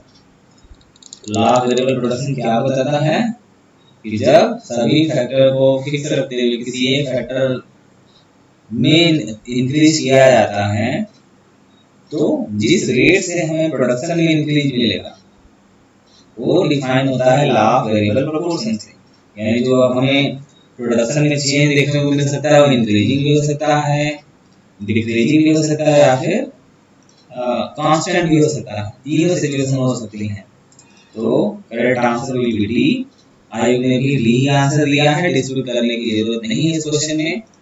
Next है क्वेश्चन नंबर 111, कह रहा है कि an orderly arrangement of group effort to provide unity of action in the pursuit of common goal. तो ये कोऑर्डिनेशन के बारे में कहा जा रहा है, आयोग ने भी इसी को आंसर माना है, दैट इज करेक्ट। नेक्स्ट है क्वेश्चन नंबर 112 कि after sale of investment the balance of sinking fund investment account is transfer. कह रहा है कि किसी एसेट को बेचने के बाद सिंकिंग फंड इन्वेस्टमेंट का जो बैलेंस होगा उसे कहाँ ट्रांसफर करेंगे, तो उसे हमेशा सिंकिंग फंड अकाउंट में ट्रांसफर करेंगे। करेक्ट आंसर इज सी, आयोग ने भी इसी को आंसर माना है। नेक्स्ट है the sum of deviation taken from the arithmetic mean of एसबीजी ऑलवेज इक्वल टू 0। सही आंसर होगा ये, आयोग का है।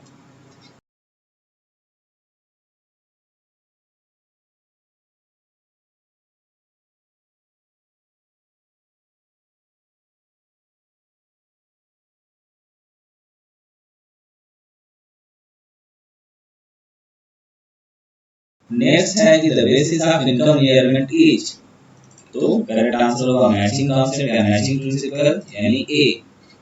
ये बिल्कुल सही आंसर है, इसमें कोई डिस्प्यूट नहीं है।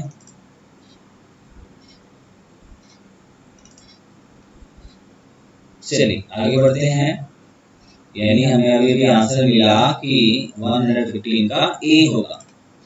चलिए नेक्स्ट 116 का आंसर होगा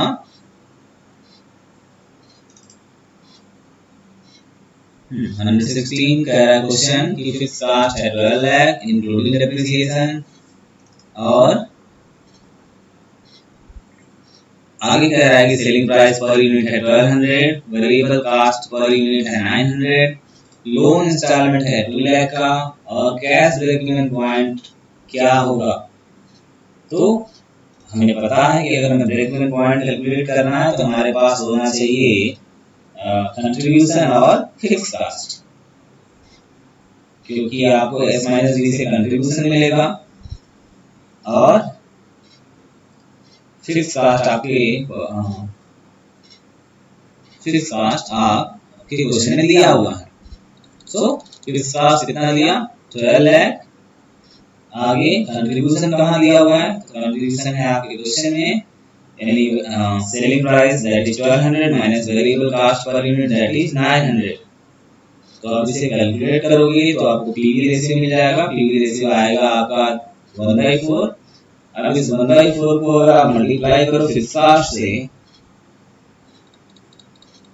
यानी fix cost upon PV ratio, then you will get the answer of 4000 units. और आयोग ने इसका आंसर जो दिया हुआ है वो है 4400 यूनिट्स। आप उसे कैलकुलेट करके देखोगे, और मेरे अकॉर्डिंग ये आंसर सी सही है, क्योंकि जब आप ब्रेक इवन के फार्मूले पे पुट अप करोगे तो आपको आंसर मिलेगा 4000 यूनिट, जबकि आयोग ने 4400 यूनिट दिया हुआ है। इसमें एक जो लोन का इंस्टॉलमेंट दिया है 2 लाख का, चूंकि ये कास्ट नहीं है, क्योंकि अगर यहीं पर लोन इंस्टॉलमेंट की जगह इंटरेस्ट दिया होता, इंटरेस्ट ऑन लोन, तो उसे हम फिक्स कास्ट में इंक्लूड कर लेते, लेकिन लोन इंस्टॉलमेंट देने की वजह से हम इसे फिक्स कास्ट में शामिल नहीं कर रहे हैं, इसलिए मेरा आंसर आ रहा है 4000। और अगर आप शामिल कर लेंगे तो भी 4400 यूनिट का आंसर आपका नहीं आएगा। तो इस क्वेश्चन का प्रॉपर एविडेंस लेकर के आप डिस्प्यूट रैज कर सकते हैं, यानी आप फार्मूले से इसके करेक्ट आंसर को डिराइव करके डिस्प्यूट रैज कर सकते हैं। सो डिस्प्यूट रैज करने वाला ये है 116 क्वेश्चन। चलिए आगे बढ़े, आगे है क्वेश्चन नंबर 117, कह रहा है कि the force that drive a person to take action, यानी ऐसा कोई फोर्स जो कि एक पर्सन को किसी काम को करने के लिए फोर्स करता है, उसे क्या कहेंगे, तो उसे हम मोटिवेशन कहेंगे, यानी आंसर डी सही होगा। चलिए नेक्स्ट क्वेश्चन नंबर 118, कह रहा है कि on admission of a new partner if the partner decide to record changes occurred in the value of asset and liability in books but not in account, यानी जो partner है वो asset और liability की वैल्यू में होने वाले changes को तो रिकॉर्ड करना चाहते हैं, लेकिन उस एसेट और लायबिलिटी की वैल्यू को बुक में रिकॉर्ड नहीं करना चाहते, तो उन्हें कौन सा अकाउंट बनाना चाहिए? करेक्ट आंसर होगा डी, यानी मेमोरेंडम रिवैल्यूएशन अकाउंट उन्हें बनाना चाहिए। इस मेमोरेंडम रिवैल्यूएशन अकाउंट से जो भी इंक्रीज और डिक्रीज हुआ एसेट और लायबिलिटी का, उसका रिजल्ट तो उन्हें पता चल जाएगा, लेकिन जो एसेट और लायबिलिटी की बुक वैल्यू है उसमें कोई भी चेंज नहीं होगा। So correct answer is D. Next है 119 question, the measure based on each value, the measure based on each value of series each, यानी हर एक वैल्यू के बेस कौन सा मेजर है? तो स्टैंडर्ड डेविएशन है। स्टैंडर्ड डेविएशन की कैलकुलेशन के लिए सीरीज के सभी वैल्यूज का इस्तेमाल होता है। चलिए क्वेश्चन 120 पूछ रहा है कि the concept of economic order quantity is concerned with, तो ये कंसर्न है टेक्निक ऑफ इन्वेंटरी कंट्रोल से। ये भी सही क्वेश्चन है, डिस्प्यूट रेज करने की कोई जरूरत नहीं है। नेक्स्ट है क्वेश्चन 121 पूछ रहा है कि who is known as father of scientific management. Correct answer है आपका डब्ल्यू टेलर। चलिए नेक्स्ट है question number 122, the expenses which are incurred to increase the demand of the product are known as selling up। आपके जो answer की में answer दिया हुआ है वो है सिर्फ सेलिंग एक्सपेंसेस। मेरे अकॉर्डिंग सेलिंग और डिस्ट्रीब्यूशन दोनों ही एक्सपेंसेस जो है बहुत से सिचुएशन में अलग नहीं किया जा सकते, यानी आप ये नहीं तय कर सकते कि कितना खर्चा आपका सिर्फ सेलिंग से संबंधित है और कितना खर्चा आपका डिस्ट्रीब्यूशन से संबंधित है। तो मेरे अकॉर्डिंग आंसर सी सही होना चाहिए, सेलिंग और डिस्ट्रीब्यूशन दोनों एक्सपेंस।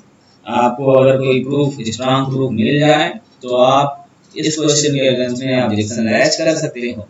तो 122 क्वेश्चन ऑब्जेक्शनेबल क्वेश्चन है, क्योंकि सेलिंग और डिस्ट्रीब्यूशन एक्सपेंसेस को हम सेपरेट बड़ी मुश्किल से कर सकते हैं, और बहुत से ऐसी इंडस्ट्री हैं जहां पर डिफिकल्ट होता है। चलिए नेक्स्ट है the cause of increase in cost per unit under process costing is, यानी प्रोसेस कॉस्टिंग में कॉस्ट के बढ़ने का कारण क्या हो सकता है? कॉस्ट पर यूनिट बढ़ने का कारण क्या हो सकता है? तो ये हो सकता है नॉर्मल वेस्टेज, क्योंकि जब भी नॉर्मल वेस्टेज आती है प्रोसेस कॉस्टिंग में तो हम हमेशा टोटल जो क्वांटिटी है उसको रिड्यूस करते हैं, कास्ट वैसी की वैसी रह जाती है, टोटल कास्ट वैसी रहती है, नंबर ऑफ यूनिट्स जो होते हैं वो घटा दिए जाते हैं। अब नंबर ऑफ यूनिट घटने की वजह से जो कॉस्ट पर यूनिट होता है वो बढ़ जाता है। तो करेक्ट आंसर होगा बी, नॉर्मल वेस्टेज, इसमें कोई डाउट नहीं है। नेक्स्ट है क्वेश्चन नंबर 124, कह रहा है कि company can not redeem it's debentures, तो सही आंसर है इसका आउट ऑफ एक्यूमुलेटेड लॉसेस, क्योंकि लॉस से कभी भी रिडम्पशन तो किया ही नहीं जा सकता, बाकी सबसे तो होने की भी संभावना है। चलिए आज का लास्ट क्वेश्चन है कि under management reporting system control report और information report are integral part of, यानी जो कंट्रोल रिपोर्ट होते हैं और इंफॉर्मेशन रिपोर्ट होते हैं किसके पार्ट होते हैं? ऑपरेटिंग रिपोर्ट के। तो करेक्ट आंसर होगा बी, आयोग ने भी इसी आंसर को माना है। अब दोस्तों हमने सभी 125 क्वेश्चन के आंसर देख लिए हैं, उनके बारे में डिटेल जान लिया है, और हमने ये भी जान लिया है कि कौन कौन से क्वेश्चन ऑब्जेक्शनेबल हैं। एक बार मैं आपको फिर से ब्रीफ कर देता हूं कि कौन कौन से क्वेश्चन ऑब्जेक्शनेबल हैं, ताकि आप उनके अगेंस्ट में डिस्प्यूट राइज कर सकें। चलिए बारी बारी से मैं आपको डिस्प्ले करूंगा। सबसे पहले क्वेश्चन नंबर 13, यानी जो क्वेश्चन नंबर 13 है वो ऑब्जेक्शनेबल क्वेश्चन है।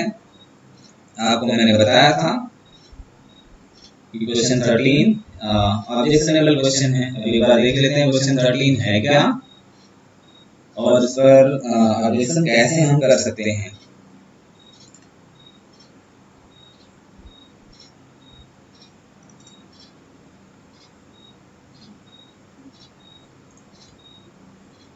चलिए दोस्तों क्वेश्चन नंबर 13 हम ओपन करते हैं और एक बार फिर से देखते हैं कि उसमें क्या डिस्प्यूट है और हम कैसे ऑब्जेक्शन उसमें राइज कर सकते हैं।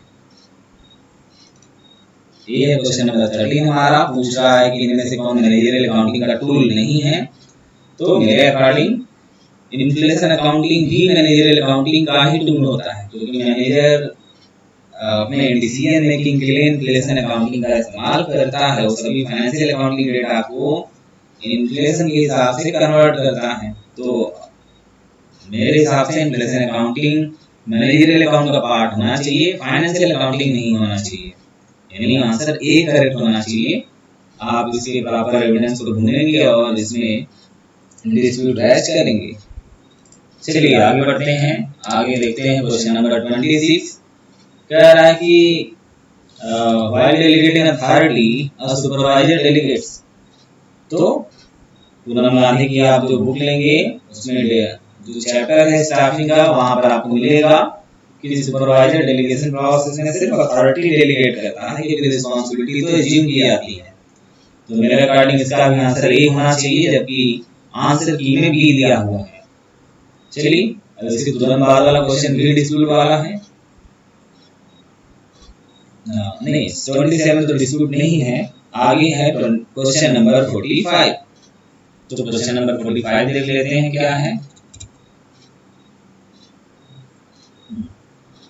क्वेश्चन नंबर 45 में कह रहा है कन्वर्जन करने को, और इसका जब आप फार्मूला देखोगे आपको ये स्टैट्स की बुक में मिलेगा इसके फार्मूले, और वहां पर आप देखोगे कि इसे मंथली ट्रेंड में कन्वर्ट करने के लिए 12 से डिवाइड किया जाता है, और जब आप 12 से डिवाइड करोगे तो आपको आंसर मिलेगा ये, जबकि आंसर की में आंसर दिया हुआ है बी। तो ये भी ऑब्जेक्शनेबल क्वेश्चन है। अब नेक्स्ट क्वेश्चन है 47, ये भी ऑब्जेक्शनेबल है। ऑब्जेक्शनेबल इसलिए था क्योंकि ये क्वेश्चन वेग था, ये क्लियर नहीं बताया हुआ था कि क्या फर्म के पास शुरू से एग्रीमेंट नहीं है या फिर फर्म के एग्रीमेंट में रिटायरमेंट के समय प्रॉफिट शेयरिंग से संबंधित प्रोविजंस लिखित नहीं है, ये क्लियर नहीं किया हुआ, इसलिए डिस्प्यूटेबल क्वेश्चन है, इसे आप रेज करोगे। आगे है क्वेश्चन नंबर 49। चलिए देखते हैं क्वेश्चन नंबर 49 क्या है। इसमें पूछा है कि flow of information among people of different department at different level को किस नाम से जानते हैं। तो यही होना चाहिए हॉरिजॉन्टल कम्युनिकेशन, क्योंकि बहुत सारे बुक में दिया हुआ है, पर आयोग ने इसका आंसर डायगोनल कम्युनिकेशन माना है। तो आप प्रॉपर प्रूफ देखोगे, आप फिर से पूनम गांधी की बीएसटी की बुक का हेल्प ले सकते हो, वहां से आप एविडेंस इकट्ठा कर सकते हो और डिस्क्वालीफाई कर सकते हो। चलिए नेक्स्ट है क्वेश्चन नंबर 51। 51 तो प्योरली गलत क्वेश्चन है, ये गलत आंसर दिया हुआ है इनका। एसएन शुक्ला की आप बुक उठाइए, उसमें अरिथमेटिक मीन वाले चैप्टर में अरिथमेटिक मीन का एडवांटेज और डिसएडवांटेज वाली जो हेडिंग है वहां पे आपको सेम क्वेश्चन का सॉल्यूशन मिल जाएगा। तो क्वेश्चन 51 का बी आंसर होना चाहिए। आप एसएन शुक्ला की उस बुक की कटिंग भेज करके डिस्प्यूट रेज कर सकते हैं। चलिए नेक्स्ट है क्वेश्चन 61। अब 61 भी देख लेते हैं। 61 क्या है। तो 61 कहता है कि company incorporated by special act of parliament, इसे किस नाम से जानेंगे। हमें पता है कि स्टेशनरी कंपनी के नाम से जानते हैं, तो इसे आप पूनम गांधी की 11 की बुक उठा सकते हैं, वहां पर आपको बिजनेस की बुक में स्टेशनरी कंपनी की डेफिनेशन मिल जाएगी, उसकी कटिंग आप भेज करके डिस्प्यूट रेज कर सकते हैं। चलिए आगे बढ़ते हैं, आगे है क्वेश्चन 96। तो 96 क्वेश्चन, ये क्वेश्चन मैंने बताया कि दो एजम्पशंस हैं, अगर पहले एजम्पशन को लेकर चलते हैं तो आंसर आएगा 12,000, दूसरे एजम्पशन के अकॉर्डिंग आंसर होगा 8,800। आयोग ने इसको सेकंड एजम्पशन के अकॉर्डिंग सॉल्व किया हुआ है। आप इसके एजेंसी में डिस्प्यूट रेज कर सकते हैं, क्योंकि क्वेश्चन में कहीं भी प्रोविजन का जिक्र नहीं है, तो आयोग का पोजीशन यहाँ पे स्ट्रांग हो सकता है, यानी उसके हिसाब से जो ये बैड डेब्ट है इसे पीएल से ही चार्ज किया जाना चाहिए, न कि provision for bad and doubtful डेब्ट। तो इसका अगर आपको प्रॉपर डॉक्यूमेंटेशन मिल जाता है, एसएन शुक्ला की बुक में आप देखिए, वहां पर मिलने पर आप ऑब्जेक्शन रेज कर सकते हैं। चलिए लास्ट है क्वेश्चन नंबर 98। 98 भी देख लेते हैं। 98 श्योर डिस्प्यूटेबल क्वेश्चन है। कह रहा है कि principal of management of significant because of तो दोनों ही कारण हैं। दोनों में आप अधिकतर बुक में देखे होंगे कि आपके यूटिलाइजेशन ऑफ रिसोर्सेज को मेन कारण बताया गया है, जबकि आयोग ने आंसर माना है बी को। तो फिर से आप बिजनेस स्टडीज की बुक उठाइए, वहां पर आपको इसका आंसर मिल जाएगा और आप डिस्प्यूट रेज कर सकते हैं। तो अभी फ्रेंड्स हमने बात की आज यूपी पीजीटी कॉमर्स के सभी क्वेश्चन के आंसर की रिलायबिलिटी के बारे में, और हमने देखा कि कौन कौन से क्वेश्चन के अगेंस्ट में डिस्प्यूट फाइल किया जा सकता है। क्वेश्चन नंबर 13, 26, 27, 45, 47, 49, 51, 61, 96 और 98 ये सभी क्वेश्चन ऐसे हैं जिनके अगेंस्ट में हमें डिस्प्यूट फाइल करना चाहिए। और श्योर आप सभी ने अगर हमारा वीडियो पूरा देखा है तो आपको इनके आंसर सही से भी पता चल चुके हैं और ये भी पता चल चुका है कि आप किन सोर्सेज से इनके एविडेंस से इकट्ठा करोगे। होपफुली फ्रेंड्स आपको मेरा वीडियो अच्छा लगा होगा और आपको ये वीडियो काम का लगा होगा। मुझे उम्मीद है कि आप सभी लोग डिस्प्यूट फाइल करके अपने सही आंसर को कन्वर्ट करा पाएंगे और अच्छे स्कोर अटेंड कर पाएंगे। दोस्तों चलते हैं इस वीडियो में इतना ही, आगे मिलेंगे फिर नेक्स्ट किसी वीडियो में। तब तक के लिए bye bye, have a nice day.